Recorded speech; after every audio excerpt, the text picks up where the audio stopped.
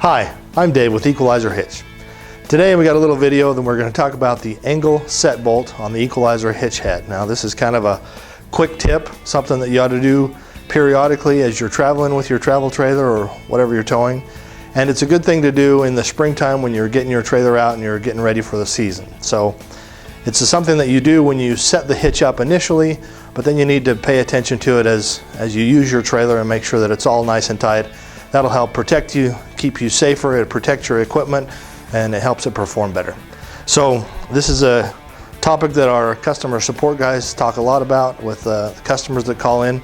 We're going to go over and try to reference some of those things in the video to make it a little easier for you guys to do it on your own today. So what in the world is the angle set bolt in the first place? If you look right here, this is a 6K Equal-i-zer hitch head, and the angle set bolt is this bolt that's right here. It's at the bottom of the bolt channel, and if you're looking on the outside of the hitch, it's this bolt that's right here at the bottom of the hitch head. The idea behind that is it combines with the spacer rivet, which is this, and then the spacer washers. The rivet, as you're setting up the hitch, goes up here in the top like that, and then together with the angle set bolt, they come in contact with the shank here, and when they're tight, they keep the hitch head from being able to rattle back and forth. Now the importance of that is that it makes a nice solid connection all the way from the spring arms through the hitch head, through the shank, and up into the tow vehicle. It makes it act like one solid piece of steel basically.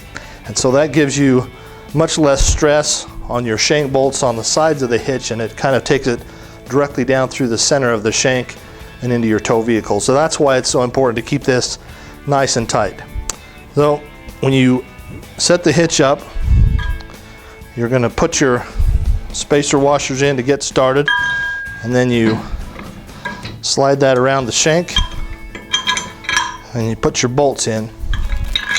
Now you can see here, this channel right here has got a little bit of a curve and it's elongated, and that allows you the adjustability of the hitch head so that you can get it set up for the right distribution, the right weight distribution for your particular trailer and tow vehicle setup. And that gives you some good flexibility, so that's why that's there. But what you need to do is make sure that this gets pulled all the way up tight so that your spacer rivet and spacer washers are coming in contact with the face of the shank. And the way that you do that is by tightening down the angle set bolt. So if you're setting it up for the first time, follow the instructions. You'll lift it up and tighten it up there initially.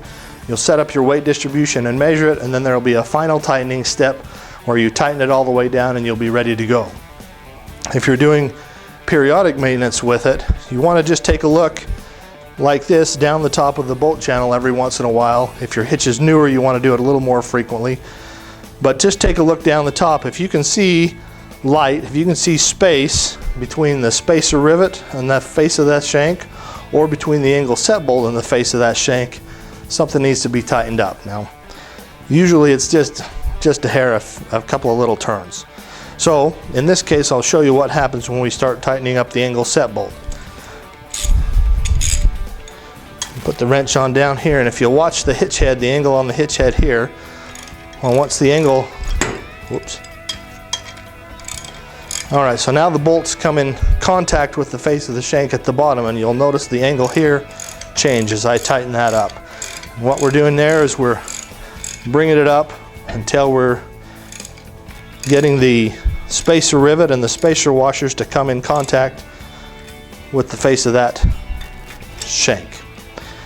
Now, the reason that this changes over time is because when they punch those spacer washers out, they come with a little bit of a curve. You can't see it really with the eye, but when you put all of the force of the weight distribution of the trailer into it, those compress slightly, and the spacer rivet also compresses slightly. So over time, those kind of shorten up, and that can leave you with a little bit of space in there.